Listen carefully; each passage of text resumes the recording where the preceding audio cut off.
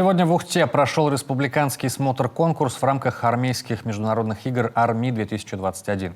Ежегодно эти соревнования проходят по инициативе региональной организации ДСАФ России и собирают сильнейшие команды от молодежных военно-патриотических клубов, кадетских классов и других образовательных организаций. В чем соревнуются будущие защитники Родины, узнала Виктория Науменко. Сегодня в зале Ухтинского спорткомплекса «Буревестник» лучшие из лучших из разных уголков республики. 9 команд из Ухты, Сосногорска, Сыктывкара, Усинска, ученики кадетских классов, школ, батальонов. Весь соревновательный процесс с соблюдением эпидемиологических требований. Каждый участник с результатом ПЦР-тестирования. Раньше армии проходили в столице республики, но уже во второй раз принимающая сторона Ухта. Мы вышли на Ухтинский государственный технический университет, они откликнулись, нам помогли. Управление спорта администрации города Ухта отлично просто проводит нам все судейство по ГТО. То есть намного удобнее с точки зрения и организационно, залы прекрасные здесь в Буревестнике. И транспортно более доступно, нежели Сыктывкар. То есть команды подъезжают из Северов, Усинску, например, команда второй раз приезжает сюда, в Сыктывкар, более проблематично проехать.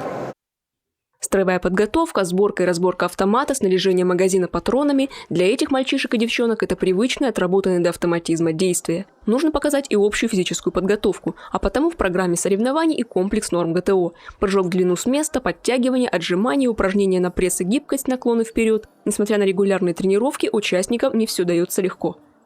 У нас также идет и физическая подготовка, уроки физкультуры, внеурочные занятия, есть много других секций. Например, у нас есть военно-патриотический клуб «Пластун», в котором также это все происходит. Для меня самое сложное – это все-таки отжимания, потому что это должна быть физическая подготовка, большая сила на руки, хотя у девочек больше идет склонность к растяжке и к чему-то тому подобному. А отжимания, наверное, именно они, потому что к ним нужно готовиться, нужно иметь также силу воли, нужно уметь держать вес свой. Строевой марш. Почему? Не знаю, не очень дается это, как капитану. За победой приехали все, но явных фаворитов здесь нет.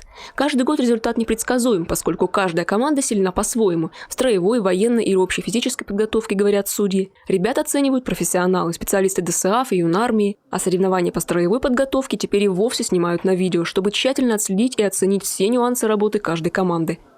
Отдельно хочется отметить новую систему оценки выступления по смотру строевой подготовки. Эту систему разработали мы самостоятельно, строго по уставу, строго регламентировали все штрафные, каждый элемент оценивается отдельно.